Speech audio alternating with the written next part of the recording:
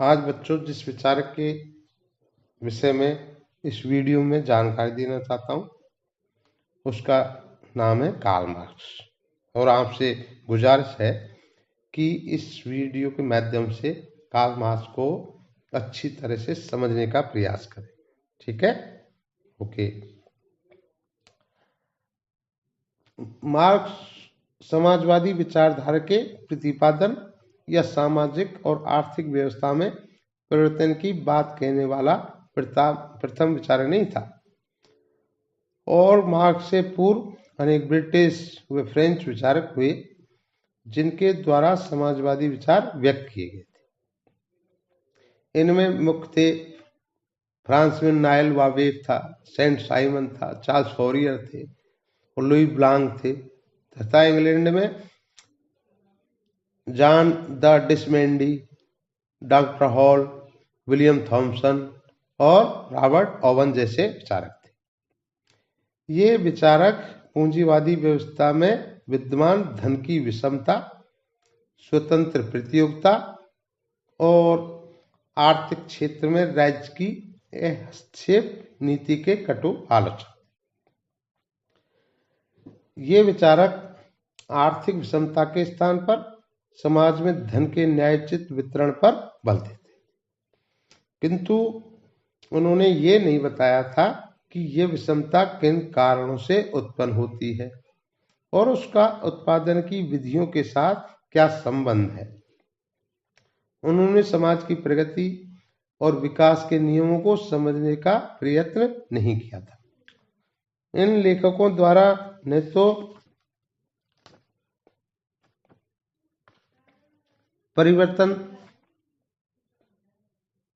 परिवर्तित घटना चक्र की कोई व्याख्या प्रस्तुत की गई थी और न ही विद्यमान अवस्था को सुधारने के लिए क्रियात्मक व्यवहारिक दर्शन प्रदान किया गया।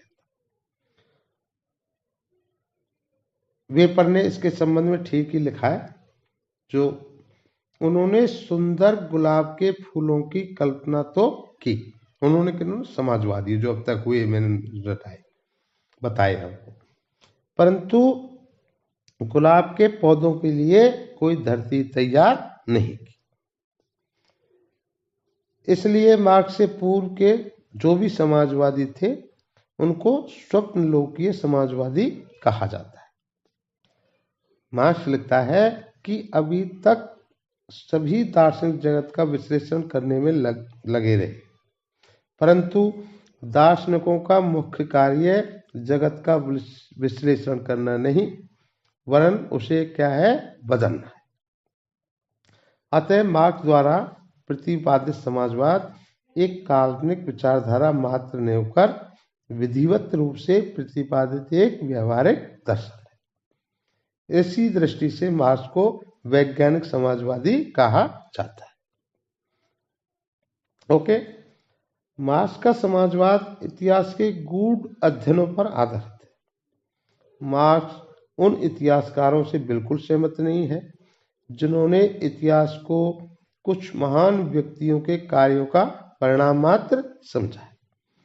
इतिहास के विकास को समझने के लिए उसके द्वारा हीगल की द्वंद्वात्मक पद्धति को अपनाया गया और उसका विश्वास है कि आर्थिक शक्तियों के आधार पर इतिहास का अनवरत विकास हुआ है। मार्क्स प्रथम व्यवहारिक दार्शनिक है जिसने इस बात पर अत्यधिक बल दिया कि ऐतिहासिक घटनाओं पर आर्थिक परिस्थितियां अपना प्रभाव डालती। मार्क्स ने आधुनिक समाज की बड़ी गूढ़ता और आलोचनात्मक दृष्टि से अध्ययन किया है।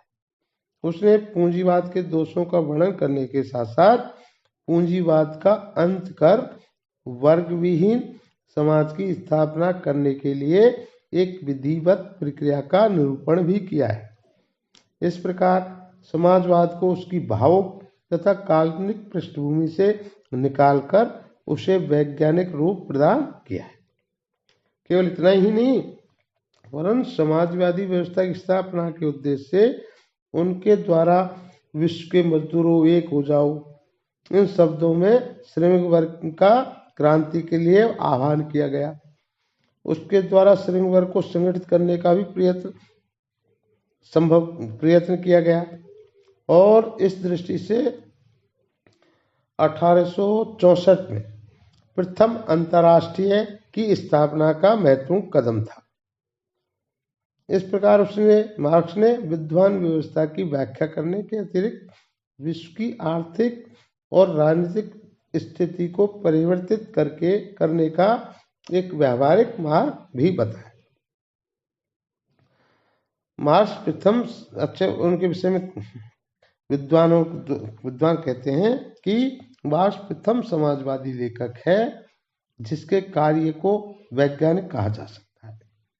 उसने अपने वांछित समाज का चित्रण ही नहीं किया है वरन उन परिस्थितियों का भी विस्तृत वर्णन किया है जिसके माध्यम से इस लक्ष्य को प्राप्त किया जा सकता